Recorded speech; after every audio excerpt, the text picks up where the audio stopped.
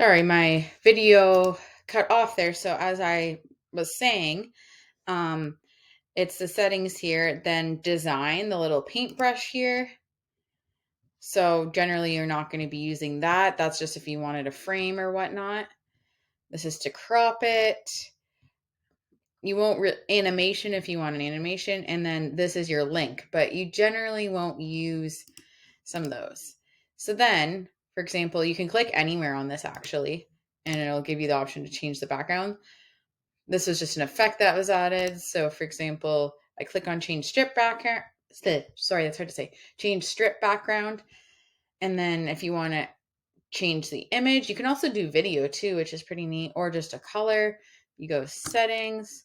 So that settings is if you want to change different things. So opacity means how see I had an image underneath here.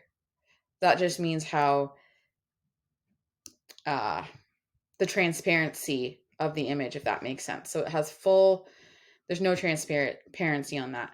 Then color behind image, that's if you want to add, it's called kind of like an overlay.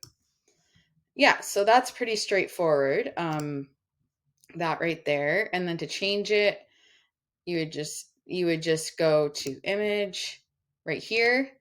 And then see, right now it's automatically on media from Wix. You're going to go up to site files. And then if you have an image uploaded here already, and then, or you wanted to upload one. So then there's your options for that. So exit out. Okay. And then for your text, you can hover over your text. So click on it, edit text. You're only going to ever press this button here. Or if you wanted to animate it, but a recommendation for websites is you never have too much animation because it's very distracting and especially can make you dizzy, and it's just not the best to do. So they always say if you ever have any, to do it above the fold, which means above this line here, because where you can't see it, but we don't need that. So unless you want it, but yeah, it's not super necessary. So anyway, you're only really going to press edit text. So then I edited it. Sorry. Then you can change the fonts. You can click here, the size of it. So you have your little slider, or you can manually type the size in here. You want to bold it, italic, underline, so on. And then this is your color here. So if I click on it, there's all your different colors. So I'll just exit out of that. So that's how you change the color. And then these are like normal paragraph formatting. So for example, if you want it centered, justified left or right, if you want bullets and numbering, indenting, so on. Then there's certain effects, like if you wanted kind of a shadow underneath so it would stand out more, so on. Character and line spacing, that's if you have a paragraph.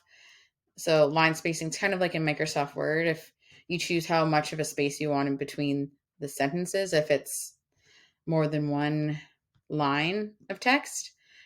And that's all you would kind of be doing. So that's just how you edit the text. There's different settings here. And then just remember, anytime you do something, press up here the save button.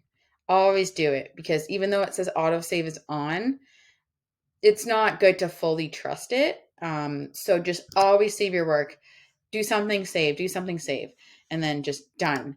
And make sure there's that publish button here. You don't press that until you're ready to publish. So we'll ignore the big blue button for now, just the save. And this is if you want to preview it. Generally, it'll look somewhat the same as this because it's very visual. It just won't have like any of these lines. Okay, so then the same goes within here. So say, for example, here's a button. So I know you were wanting to learn how to add buttons. So, for example, this plus button on your little sidebar right here, this plus button is anytime you want to add something. So plus means add. So it gives you all different examples here. So for example, a strip means like a section. So here's like the about section. So that would mean you wanted to add a whole new section on the website.